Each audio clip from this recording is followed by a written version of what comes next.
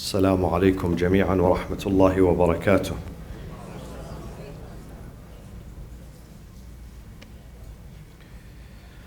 بسم الله الرحمن الرحيم. الحمد لله رب العالمين، والصلاة والسلام على أنبياء الله جميعا وعلى سيدهم وخاتمهم حبيب إله العالمين أبي القاسم المصطفى محمد وعلى أهل بيته الطيبين الطاهرين المعصومين الذين أذهب الله عنهم الرجس وطهرهم تطهيرا.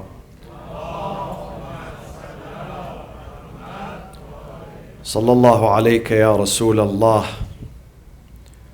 صلى الله عليك يا أبا عبد الله، يا رحمة الله الواسعة، ويا باب نجاة الأمة، ويا عبرة كل مؤمن ومؤمنة. يا ليتنا كنا معكم فنفوز فوزا عظيما. أعوذ بالله من الشيطان الرجيم. بسم الله الرحمن الرحيم.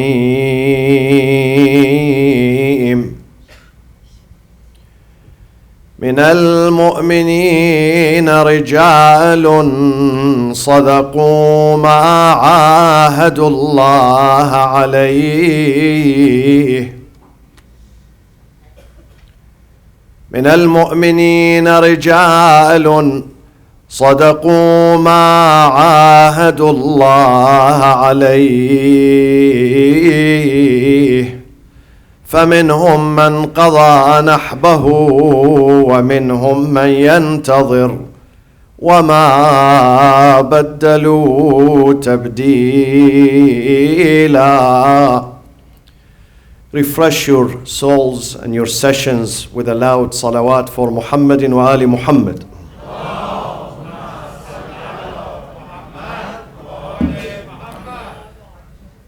There are numerous significances and benefits and meanings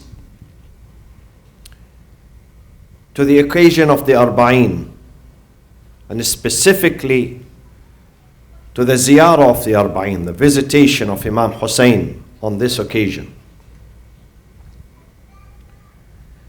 The most important meaning and connotation of this occasion, the 40th 40 days, 40 nights after the martyrdom of Imam Hussain, is that we refresh, we renew our covenant, our allegiance, our connection, our relationship with Ahlul Bayt in general, and with Imam Hussain alayhi salatu wassalam, specifically with Imam Hussain alayhi salam. It's a covenant renewal. You have to renew your covenant from time to time. You have to renew your allegiance. Don't we renew our driver's license? We have to renew it. We have to renew the license that we have, the relationship we have to Ahlul Bayt. It should not get stagnant. You have to reboot this relationship from time to time. And the Arba'een is the best occasion for that. 40 days after the departure of Imam Hussain on the day of Karbala.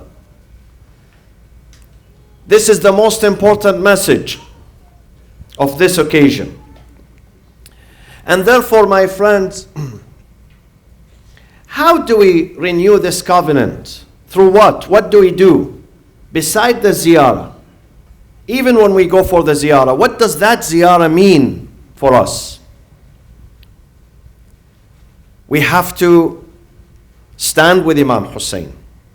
This renewal of this covenant means that I am continuing his path. I am pledging to him and to his grandfather, Prophet Muhammad sallallahu alaihi wasallam. And to our Lord, Allah subhanahu wa ta'ala, that I'm going to maintain, to protect, to promote the message of Imam Hussain, the voice of Imam Hussain, the tradition of Imam Hussain, the spirit of Imam Hussain alayhi salam. It has to remain always fresh in our communities, in our homes. The voice of Hussain, when you say, Labbayka ya Hussain, this Labbayk has to reverberate, not just during Muharram and Safar, not just during these special days and nights, but throughout 365 days and nights. Our hearts, not just the tongue, but the heart, the spirit, the soul, every cell in our body has to cry, has to scream, Labbayka ya Hussain. In our homes, in our schools, in our mosques, in our markets, with our friends, with our family members, with our acquaintances, we have to renew this and say Labbayka ya Hussain, because Hussain stood for the universal justice. Hussain stood for the humanity. Hussain does not belong to a creed or a group or a geography. Hussain belongs to the whole universe, to everyone who's suffering today, whether this suffering is political, is economic, he's hungry, he's lonely, he's sick, he has a problem. Whoever is suffering today, no matter what is the reason of that suffering, his inspiration, his solution, his leader is Imam Hussain alayhi salam. As long as we keep Hussain alive in our communities, in our homes, not just the mosque. When people come to your house, they should realize that you are in a state of mourning, but positive mourning, a mourning that resurrects you, a mourning that induces you with life, with dignity, with hope.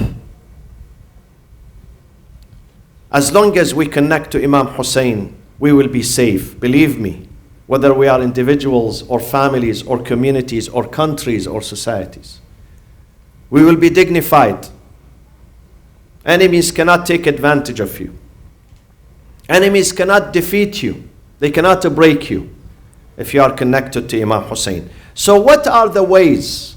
I'm going to mention 3 ways. I call them the 3 connectors.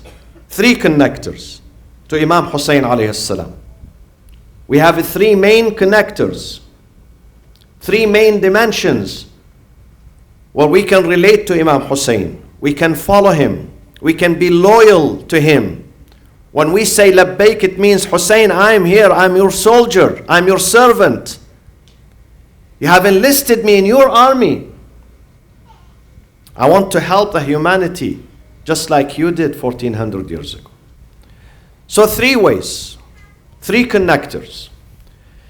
The first one, the first connector to Ahlul Bayt alayhimus salam is your emotions, your heart, your spirit that you carry. It has to be connected to them. Shi'atuna minna. Imam al-Sadiq alayhi salatu wassalam says, this community is our family. Imam al-Sadiq says the community. Shia means followers. Our followers are our family. Minna. They are part of us. خُلِقُوا مِنْ فَاضِلِ طِينَتِنَا. They've been created from the same substance, same soil that we've been created from. خُلِقُوا مِنْ فَاضِلِ طِينَتِنَا. يَفْرَحُونَ لِفَرَحِنَا وَيَحْزَنُونَ لِحُزْنِنَا. They become happy for our happiness, for our celebrations, and they become sad. They become sad for our sadness, for our tragedies. This is how you connect yourself. Emotionally, you are with them. You remember them every day. It's so beautiful that when you finish your prayers, even if you are alone at home, to stand for 1 minute, say, Assalamu alayka ya Rasulullah. السلام على ابنتك الطاهرة فاطمة الزهراء. السلام على أخيك وابن عمك علي أمير المؤمنين. السلام على ولديك الحسن والحسين الشهيدين المظلومين. And then you remember the names of the Imams. علي ibn al-Hussein, Muhammad ibn Ali, Ja'far ibn Muhammad, Musa ibn Ja'far, Ali ibn Musa, Muhammad ibn Ali, Ali ibn Muhammad, Al-Hasan ibn Ali, wal-Khalaf al-Hadi al-Mahdi. Believe me when you say this, even if you say it silently in your heart, you get attached to them. Immediately you get connected to them. You don't want to leave them. Because these names inspire you. These names are the most beautiful names God created in this universe. Those are role models. Those are leaders that God brought from heaven for us. These are examples, human examples, who will show us the way, the road. So we have to be connected emotionally. Through tears, my friends, you can't believe how much your tears has power and influence, and how much your tears, the tears of the oppressed, the tears that comes from the bottom of your heart, the tears that are not for the dunya, you are not shedding. Your tears are valuable. Don't shed tears for the dunya. It's not worth it. Believe me. It's not worth it to be sad for the dunya. It's not worth it to be sad for something material that you lost. لِكَيْ لَا تَأْسَوْا عَلَى مَا فَاتَكُمْ. This is the wording of the Quran. Quran says it's not worth it to regret, even to be sad for something material that you missed. You shouldn't. Yes, we regret if we lose something spiritual. We regret if we are not doing enough for our God, for our religion, or for the humanity. And therefore, these drops of tears, simple drops of tears, they create miracles for Imam Hussain and for his family. This is why those regimes who murdered Imam Hussain, the Umayyad, and after them the Abbasid, and later on many caliphates who came one after the other, they did not allow people to cry for Imam Hussain. Simple crying was banned. You don't have right to cry for Imam Hussain. Why? Because crying for Imam Hussain was powerful weapon against tyranny, against corruption, against dictatorship, against deviation, against satanic forces in this universe, in this life. So they feared it. They said, you cannot cry. Mamnu'. You can do anything else. Cry for anything else, but not for Hussein. And they did not allow the people to go and visit. People could go anywhere. They had the freedom to go anywhere except the shrine of Imam Hussein in Karbala. And people had to pay a high price. People used to lose their limbs. They will cut off their limbs, their arms, their feet, their legs. Sometimes they chop off their heads as a taxation. If you want to go and visit, you have to lose your arms.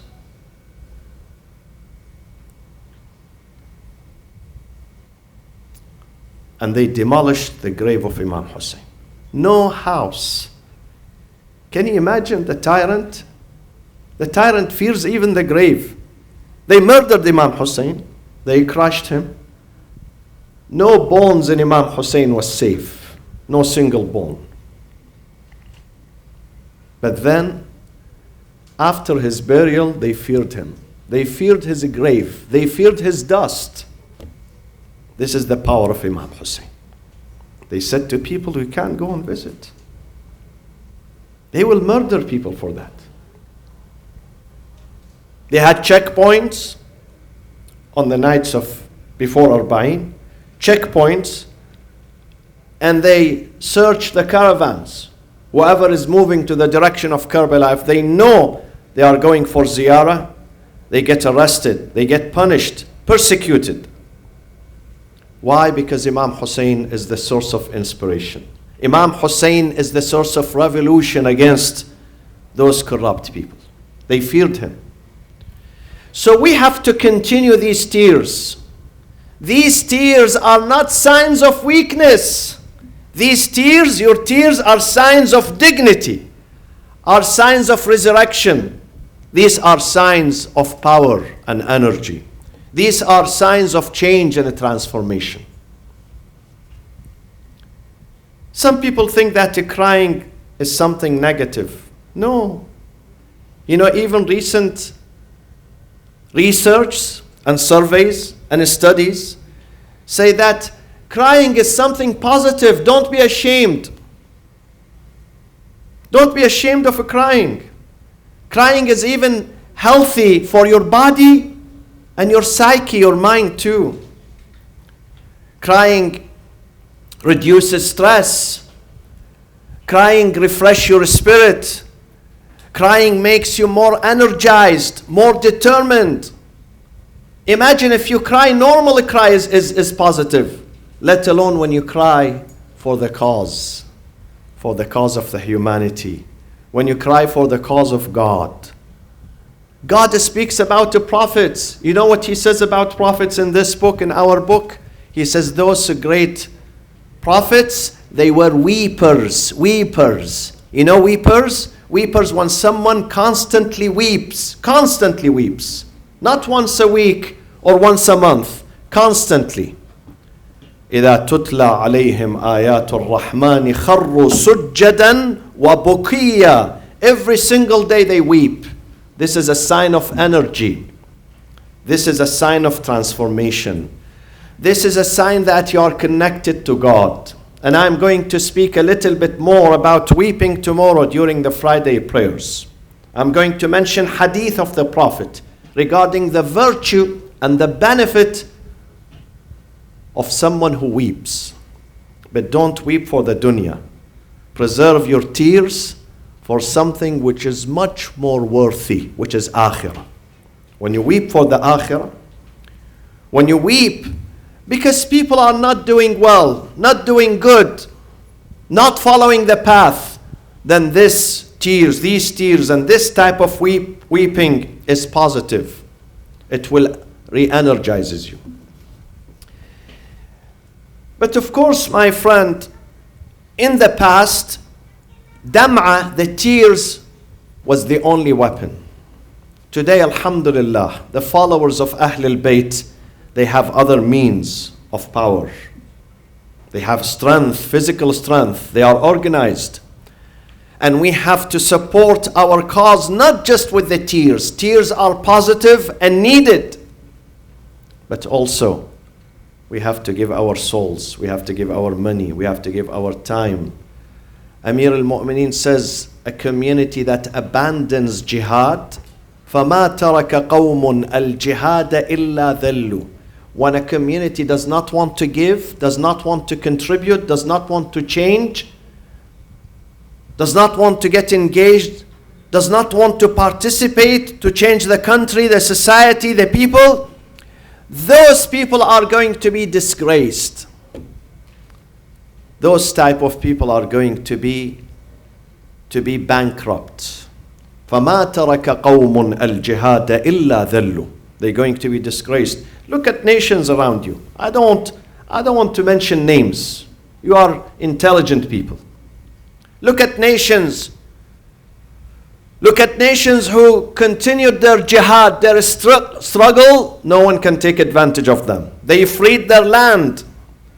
They freed their societies. They freed themselves from slavery, from occupation, from invasion. But communities who do not want to struggle, communities who submit to the tyrants, to the invaders, to the occupiers, they are not enjoying their life. They are not enjoying. Life has no meaning, has no merit, has no taste if you live under tyranny. If you live under a foreign power. Foreign power dictates what you have to do and what you're not to do. This is not freedom. This is not dignity. This is the difference. There are some nations who given to mata'ud dunya, the cheap materials of this life. Just give them food. That's it. Once you give them food, they are satisfied. They are not worried about who's leading them, which direction this leader is taking them. Even if he takes them to Jahannam, it's okay. God says in this book, Pharaoh is taking his community to the hellfire. يَقْدِمُ قَوْمَهُ. About Pharaoh, God says in this book, يَقْدِمُ قَوْمَهُ يَوْمَ الْقِيَامَةِ فَأَوْرَدَهُمُ النَّارِ وَبِئْسَ الْوِرْدُ الْمَوْرُودِ. He is taking them to the worst place. He's leading them, and they are okay with that, just because they had food. But they didn't have dignity. Imam Hussain had food, plenty of food, but he said, I'm not created for food. Yes, we need the food to continue living, but this food is not our goal. Our goal is much higher than food and a drink. Our goal is much higher than shelter or job or money or clothing. We are here for a higher purpose, a higher reason. We are here to free the people, to have a beautiful life based on justice. When people love each other, when people help each other, when people rush to save each other. This is our highest purpose in this life. When we are true citizens of God's kingdom. Imagine if you are a teacher, you go to your classroom. You have 40 kids, 30 kids in your classroom. If those kids are not listening, are disobedient, they don't pay attention, they create commotion, are you going to enjoy this classroom, this school? You are not going to enjoy it. You are going to leave with frustration. But if kids are listening to you, they are respectful, they pay attention, they do good, they help each other, they respect each other, you will be the happiest teacher. You will be the happiest teacher. Let's make our Lord the happiest Lord when we help each other, when we stand with each other. This is the message of Imam Hussain alayhi salam. So today, we have to help Imam Hussain. Help him emotionally. Your heart should be connected to him. Ahlul Bayt, they are asking for your tears. But what type of tears? Tears that has no purpose? No. Tears that has no reason? No. Tears with understanding. Tears with determination. Constructive tears. Reasonable tears, inspiring tears. This is what they want you to do. This is what Imam Hussain asked. This is what Imam Hussain says when he says, أَنَا قَتِيلُ الْعَبْرَةِ. I have been murdered and I want people to weep for me. Just to weep? No, to weep. With this weeping, there are changes coming. We make a pledge. While you weep, you say, I'm going to change myself. I'm going to change my society. I'm going to change my family. I'm going to be the best father. I'm going to be the best mother. I'm going to be the best citizen. Weeping that instigates change and transformation. So this is the first connector, the emotional one. What is the second connector to Imam Hussain alayhi salam? How do we continue his path? How do we remain loyal to him?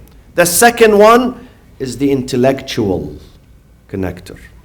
My friends, if we are asked why God created the Prophet and his family, Ahlul Bayt, what was their main characteristic? They have many different qualities, hundreds of qualities. But the top one is knowledge, is understanding. They used their brain. They used their reason. They were rational. They were rational people. This book is a book that advocates rationality. This book that speaks highly, it's a book that speaks highly about reason. لِأُولِي الْأَلْبَابِ. Many times God in this book says those who are successful are the one who use their reason, their aql. Imam Hussain wants us to discover him and follow him through aql, through reason, not just mere emotions. I always say this, there is a big difference between following God and Islam and the Prophet Muhammad and his family through family heritage, because you have bequeathed this from your family, because your family passed down to you Islam or Shi'ism, therefore you are Shia. But had it been something else, you would have been someone else too. 99.9% of the people today, when they are Christians or Jews or Hindus or Shias or Sufis or Sunnis or whatever, they are Shias because their families are Shia. They are Sunnis because their families are Sunnis. They are Catholic because they belong to a Catholic family. How many of people say, no, listen, I don't care what my mother is. I don't care what my father is. God has given me reason, aql. I have to use my brain. There is a difference between being a Muslim through inheritance, wiratha, inheritance. You inherit that from your parents. Or, what is the second one? Discovery. You are a Muslim, you are a Shia through discovery, through research, through conviction, through understanding. You did not become, maybe your parents, they provide you with knowledge. It's good. It's good. They show you the way. But to continue that way, you have to do it yourself. Maybe God puts your parents in front of you so they can lead you to the way. But they should not be the reason why you are still moving on that way. You have to do it yourself. You have to do it yourself. Therefore, my friends, God says in the Quran, God says, I present two examples, two parables, two examples. أَفَمَنْ يَمْشِي مُكِبًّا عَلَى وَجْهِهِ أَهْدَى أَمَّنْ يَمْشِي سَوِيًّا عَلَى صِرَاطٍ مُسْتَقِيمٍ. Which one is better? Which one is more guided? Which one is more fruitful? Is it the one that he's moving on a path while he's closing his eyes? He doesn't see his way. Or the one who knows the path very well. He knows why he's on this path. Which one is better? God says definitely the second one. The second one, the one who knows. We have to research, my friends. We have to research all aspects of our religion. If you believe in God and someone asks you, why do you believe in God? The answer should not be emotional answer. If you say this to God on the day of judgment, because my mother told me God exists, God says, I don't accept that from you. I'm asking you, not asking your mother. You have to tell me why. Maybe your mother, she taught you, which is very good. But you have to do the discovery yourself. And about other aspects of Islam, the same. My friends, we have to allocate certain hours per day, every single day, to research about our religion. We have to study. There is no excuse that I don't have a book today. I don't have a library. I don't have a teacher. Everything is available. Look at social media. People waste hours and hours and hours every single day to speak to people left and right. Left and right. Look at how many hours some people spend on Instagram just to check what this family, this individual they ate today, what type of cake they had for their birthday, what type of a dress they had for their, shower, their, baby shower, wedding shower, whatever shower. How many hours? How many hours we spend? How many hours we waste? How many hours? God says, I'm going to ask you about these times that you are spending in your life.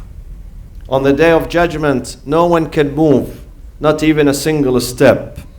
حتى يسأل عن أربع. Number one سؤال, number one question, عن عمره فيما أفناه. How did you spend these 8 years? Tell me. Break them down.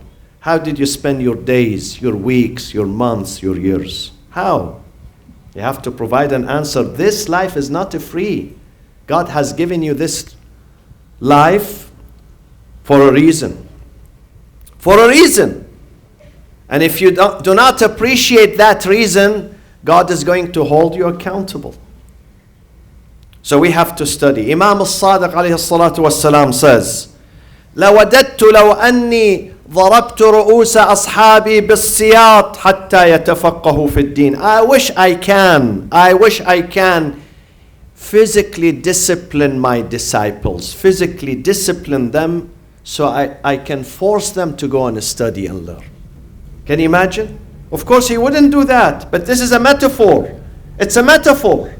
Imam al-Sadiq is not going to discipline anyone, but this is a metaphor that this is emergency, this is needed. This is a necessity to study. It's a necessity to allocate certain hours a day. You can read books today. You have to research, my friends. On your desk, you have to have several books. Several books. Enjoy your day, your time when you research, when you learn something new. Our Prophet Muhammad sallallahu alayhi wa sallam.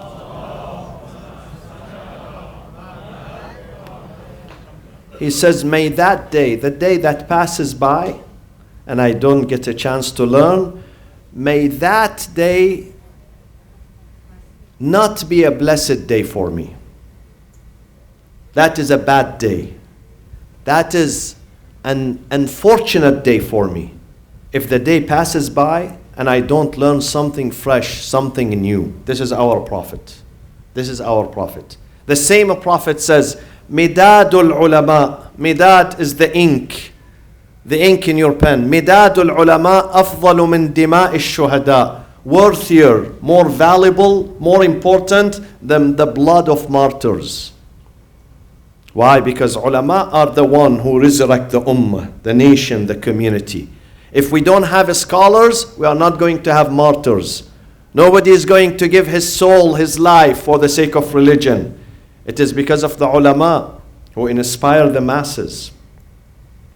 Ulama who bring your attention to this important thing that you have to give. Ulama are the one who inspire the ummah.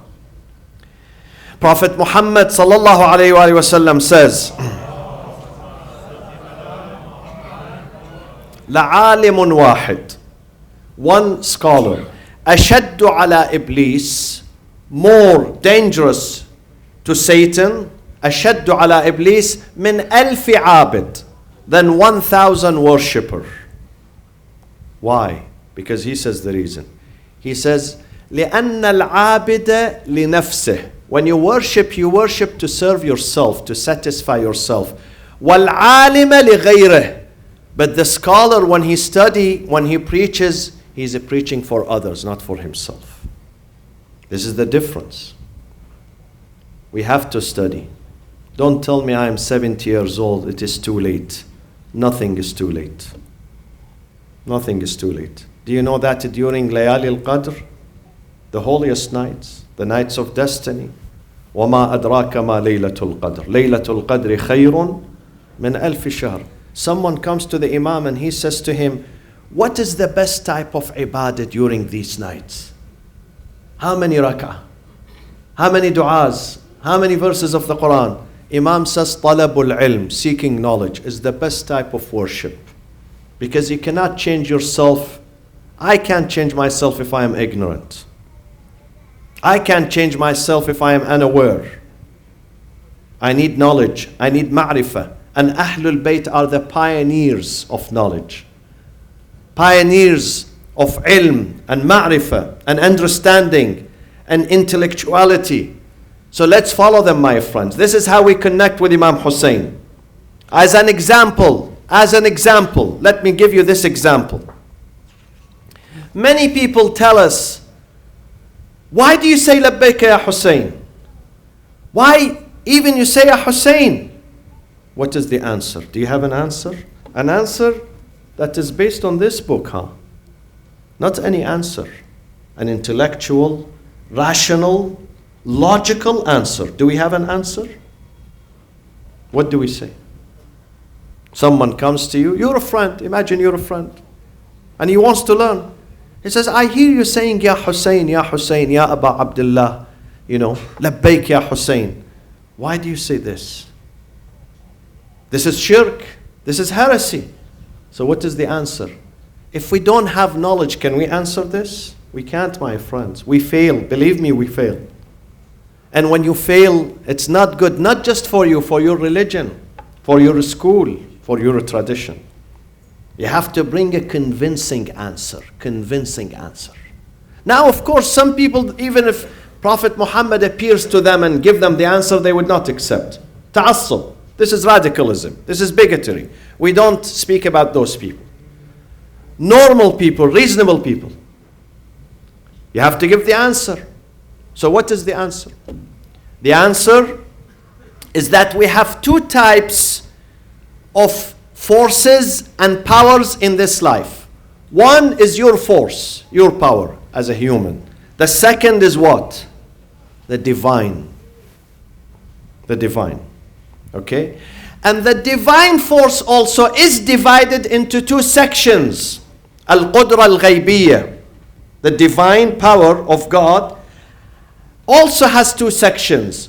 One of them is muktasaba from God, given by God. The second is independent from God. That is the difference between Iman and Kufr. Very simple.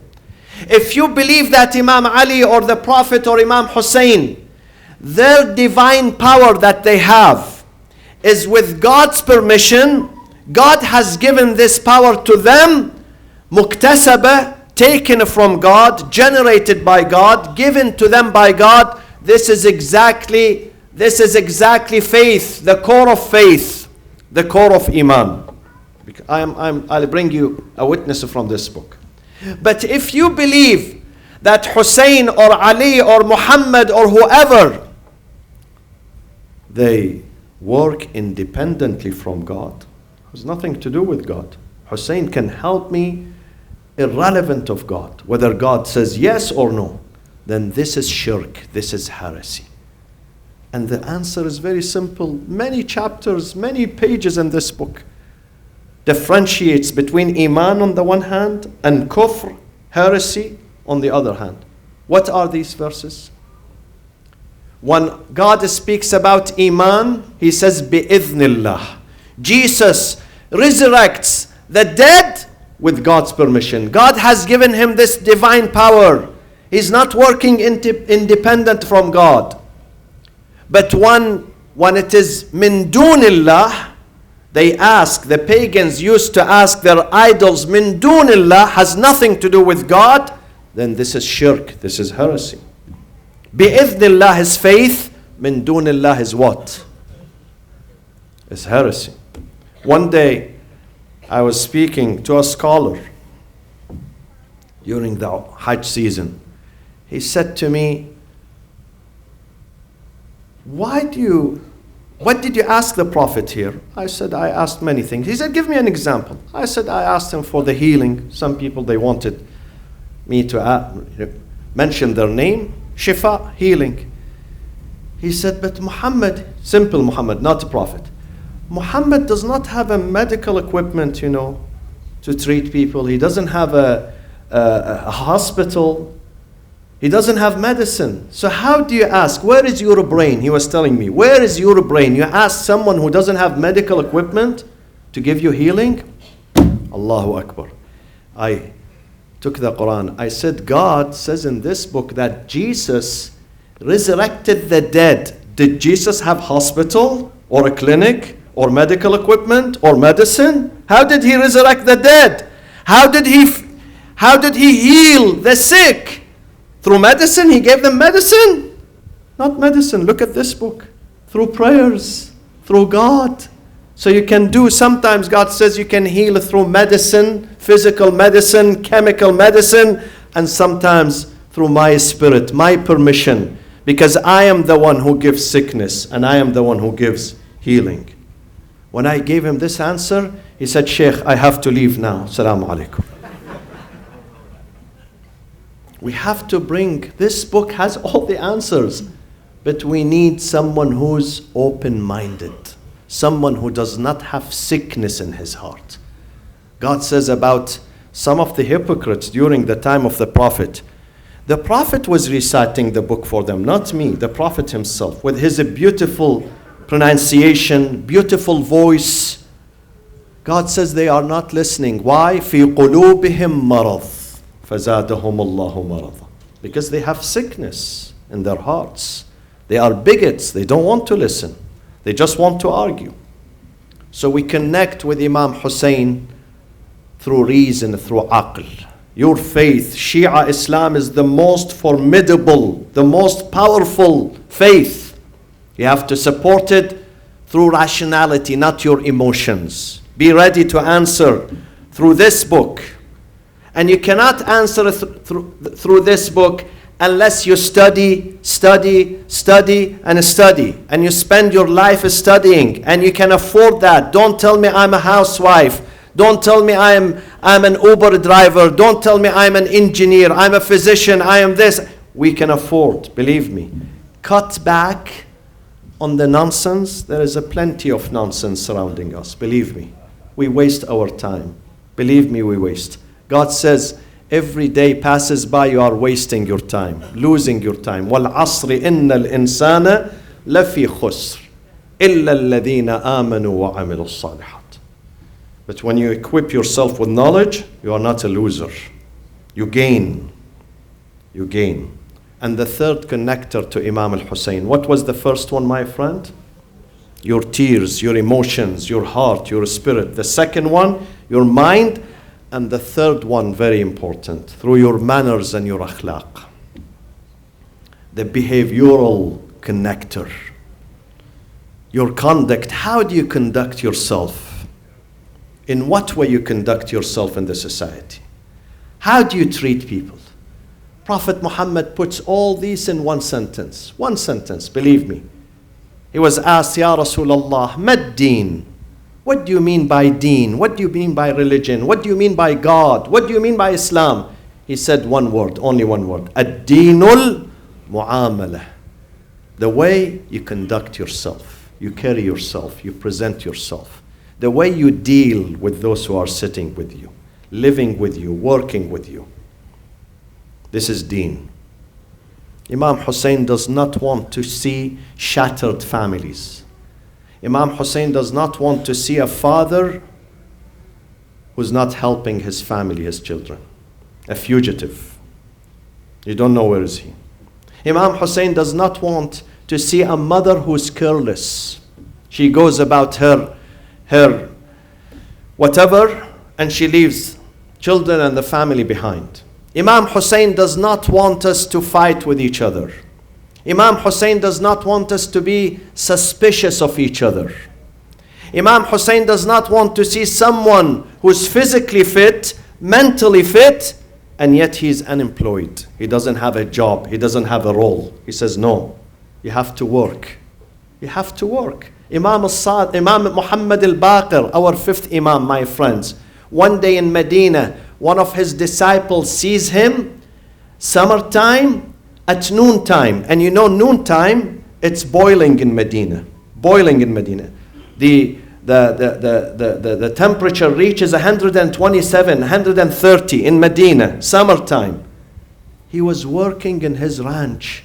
He has a ranch. He said to him, Yabna Rasulullah, you are a scholar, you are an Imam. He says, but I love to work. Whenever I have some spare time, I love to work myself. I don't want to sit and relax. Yes, I am an Imam. I lead the prayers. I give lessons. I teach. I raise students. But at the same time, I love to work. I love to work. I love to generate my own food myself. I don't want to be a burden on the society. Imam Hussain does not want you to be a burden. Imam Hussain wants to see each and every one of us contributor. Work hard, my friends. We don't have much time, believe me. We are reaching the final line of our marathon. This life is a marathon. We don't have much time. Invest what is left of your life. 10 years, 20 years, 30 years, I don't know. Only God knows. Invest that in goodness, in building your community, in building your religion, and in bringing people together. These are the three connections to Imam Hussain. Emotional, our hearts, our spirits. Intellectual, and our manners. This is how we keep Imam Hussain alive today. Tomorrow I'm going to tell you how they reached Karbala. Because the Arba'een is about the story of the caravan reaching the land of Karbala after 40 days of separation. But tonight, I'm going to bypass Karbala and go to Medina, their final station, because after Karbala, they went back to Medina. But that return to Medina was very painful. Medina after Imam Hussain was dark. Imagine if your father leaves the house, the father of the family, who has children, and they are attached to him, and this father leaves the house. Even if he leaves for 1 month, 2 months, some of those children, they cannot take it. They want to see their dad. They want to talk to him. Imagine if that father never returns. What happens to that family? Imam Hussain was the jewel of Medina. People of Medina, whenever they remember the Prophet, they come to the house of Imam Hussain. They look at the face of Imam Hussain. They pray behind Imam Hussain. They ask him a question. They enjoy his companionship. Now the caravan is coming back with only women and children. Imam Zain al-Abidin said to Bashir ibn Hidlim, he said, Ya Bashir, Rahimallah abak laqad kana sha'ira. I remember your father was a poet. He used to recite poetry. Can you recite poetry yourself? He said, Bala ya ibn Rasulullah, of course, I know how to recite poetry. So he said to him, Ya Bashir, I want you to go ahead of the caravan, arrive into Yathrib, and announce to the population of Medina the departure of my father Hussain alayhi salam.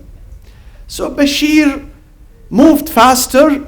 He arrived at the outer skirt of Medina and he started reading this poetry. Ya Ahla Yathrib, Ya Ahla Yathrib, Ya Ahla Yathrib. He kept repeating, all the people of Medina, all the people of Medina. They came out of their homes, men, women, children. They said, Ayyuhan na'i, what is it? What news do you have? He said, Al-khabaru inda qabri Rasulillah. If you want to know the news, then I want you to gather close to the shrine of the Prophet, the mosque of the Prophet. I am going to give you the news. So when the entire people of Medina gathered there, he raised his voice again. يا أهل يثرب لا مقام لكم بها يا أهل يثرب لا مقام لكم بها قتل الحسين فأدمعي مدرار. You can't have peace anymore in Medina. Oh, people of Medina, people of Yathrib, no more peace in your city, no more beauty in your city. They said, why? What happened? He answered, Hussein, your leader has been murdered. قتل الحسين فأدمعي مدرار الجسم منه بكربلاء مضرج. His body has been cut into pieces, decapitated in the land of Karbala. والراس منه على القناة يدار. But his head is being taken. He is being taken from this city into that city. Zainab alayhi salam, when she saw the walls of Medina loomed, the homes of Medina loomed, she started reciting, Medina tujaddina la taqbalina fabil-ahzani wal-hasarat jina. O city of my grandfather Rasulullah, how can you accept us? Are you going to welcome us back? Are you going to embrace us? Because today we are returning only women and children. مدينة جدنا لا تقبلينا فبالأحزان والحسرات جئنا خرجنا منك بالأهلين جمعا رجعنا لا رجال ولا بنينا. The day we left Medina, we were with the entire family. Our men were with us. Our children were with us. Today we are coming back. None of the men are with us. All the young ones have gone. So she came straight to the mosque of the Prophet. Immediately she took the doorknob and she shook the doorknob of the mosque of the Prophet. أخذت بعضادة باب المسجد وقالت السلام عليك يا جداه يا رسول الله. She sent her salam to her grandfather Rasulullah. Ya Rasulullah, inni na'iyatun ilayka habibaka al-Hussain. I am going to announce to you, Ya Rasulullah, the departure of your sweetheart, Hussain alayhi salam. Ya Rasulullah, I'm sorry that I'm coming back alone. Your son, your favorite son, Hussain is not with me. We left him on the sand dunes of Karbala. And then she turned immediately to the house. Though she has a house of herself, her husband was there. But after the mosque of the Prophet, she decided to go to the house of Imam Hussain alayhi salam. ثم انعطفت إلى بيت أبي عبد الله الحسين. She entered the house. The house was dark, gloomy, desolate. No one is there. The house is deserted. She asked the Jariya, one of the women, to shut the door so she can lament Imam Hussain and cry for him by herself. منازل كانت نيرات بأهلها تولى عليها غبرة وقتام ألا لا تزان الدار إلا بأهلها على الدار من بعد الحسين سلام. While Zainab, she looked at the room of Imam Hussain empty, his bed is empty, his prayers place is empty. While she was circulating in the house, someone knocked at the door. One of the ladies went there to open the door. She came back. She said, Sayyidati, inna imra'atan waquran ala al-bab. An honorable lady, she seems honorable, standing at the door. تقول أنا البنين. And my name is البنين. I came to stand with you, with Zainab and her sisters. Zainab said, of course, open the door for her. إنها شريكتنا في العزاء. She's our partner.